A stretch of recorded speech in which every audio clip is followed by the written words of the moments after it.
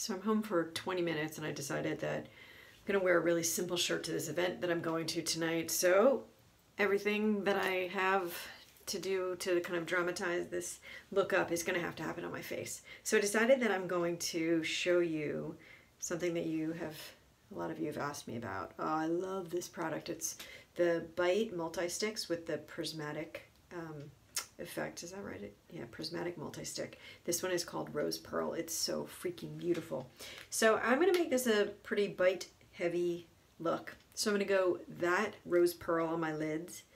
I'm going to do this really great, they describe it as a classic red. It's mochi or mochi. I'm not sure how you pronounce it. But I see it as like a deep blue pink berry. It's beautiful. And on top of that, I'm going to infuse their liquid lipstick that has a little bit more emollients.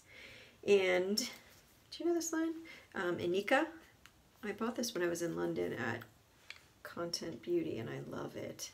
It's a peach and a pink and it's, yeah, baked mineral blush duo. So good. So I'm going to start off by putting some stuff on my eyelids, and because, as we all know, creamy shadows in the green beauty world don't have the best staying power on the lids, I'm going to put a little bit of a primer of sorts down. So as far as primers go, I have not used one that agrees with me.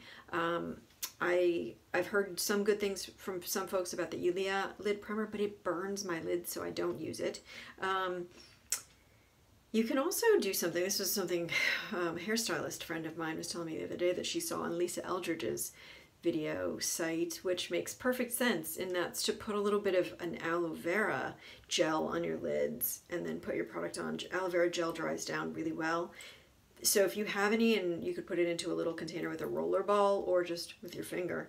Okay, so I'm not prepared and I don't have either of those things. So instead I'm going to use a little bit of powder, and not just like a typical loose powder because I don't have that in here right now. I'm going to use this HOW-TOS. I'm going to use the highlighter powder. Why not, right? And I'm just going to trace it along the crease. So with cream shadows in the green world, I typically don't go up into my crease because they don't stay put, and I don't want to think that with every blink anybody who's looking at me is seeing this hard line. It's not the end of the world, but I'd prefer not to have it end up there. So, oh, and I've got on mascara from today. This is Ilia. It's her After Midnight. It's the relatively new launch mascara, and I absolutely love it. And of course, I curled my eyelashes. This is my Kevin Kwan Lash Curler. I do that technique that I've told you about a million times where I clamp it down at the root, and then I pull out maybe a 0.5 millimeter and clamp it again so that outer edge goes nice and high. Okay, and then I take this beautiful Rose Pearl. I'm using a brush. You can use your finger, whatever is good. And then I'm just going to load up my brush, both sides. And then, you know, I'm not going to be too precious about how I put it on. It's such a fun color, and it catches the light so nicely. Did you notice that I didn't tell you what foundation I'm going to wear? And that's not because I still have some on from this morning. It's because I'm not going to wear foundation, because you don't have to wear foundation all the time. I don't. I definitely don't. And you don't have to wear foundation any of the time. So for those of you who spend a lot of time applying foundation, maybe one day just don't and see how you feel. Maybe you'll hate how you feel, but it's worth giving it a try. I wore foundation and concealer very heavy for years when I had really intense acne. And now that I've gotten that acne under control, it's like such a blessing and such a freedom, and I want that for everyone. Isn't this so pretty? Again, you could go above your crease with this. That would be lovely. You could also really beautifully use another color in the crease, like a brown, a deep, rich brown in a matte powder. Could look gorgeous to kind of always think of it as like anchoring the color that you put on the top, on the forefront, this bottom area of the lid. When you put a deeper color in the crease, it kind of anchors it somehow. But I like it unanchored. It's just such a good, fun mix of copper and hot pink. And again, no need to be too precious about it. I'm doing a couple different layers. And a finger works extremely well as well. I will probably just keep it to that. I'm not going to put it underneath in my lower lash line or anything, although you absolutely could. This color can be fun on your cheeks. It can be fun to like top another color on your lips as well. I love it. All right, so moving on to cheeks. I showed you this fun, oh, and by the way, this brush is from Antonym Cosmetics. It's their number 12 brush. I hope it's still for sale because I'm going to show you another Antonym brush. I like these. This is number 2, and it's a nice big fluffy, it could either be a powder brush or a blush brush. I love it as a blush brush. It's a great shape for a blush brush. I think every makeup artist has a different shape that they prefer. This is definitely one of mine.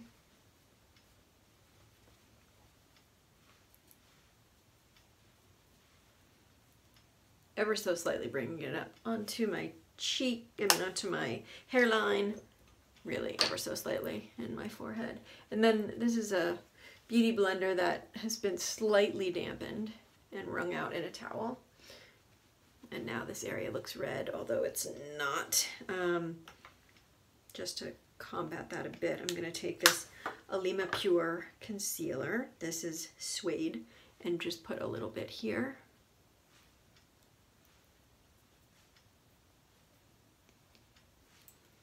Just so that the pink stays where I want it to. Maybe a touch more. You can always do your final check of your blush once your cheek color, once your lip color is on. And lip color it is. So, oh, I love this. Again, it's this one. And I like putting it on with my finger to the product and then to my lip. If I do it directly from here, I'll show you, it gets extremely intense. Right? You can see the difference between the top and the bottom. Both are great. I just prefer it a little bit more sheer.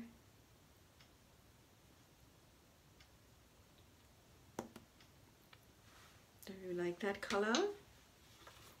I love it.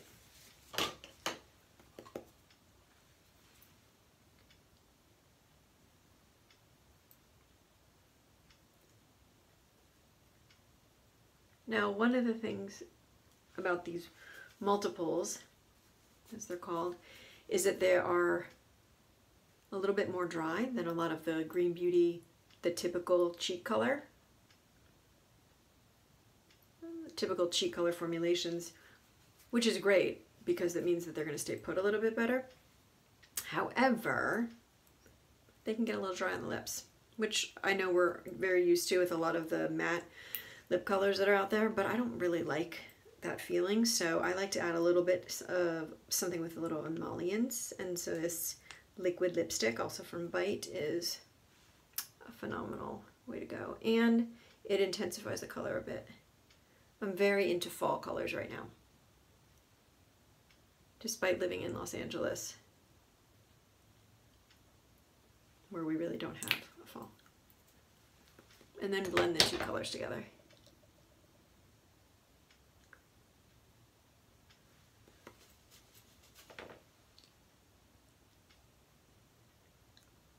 And you know that I usually will take whatever I put on my lips onto my cheeks, but that will be overkill.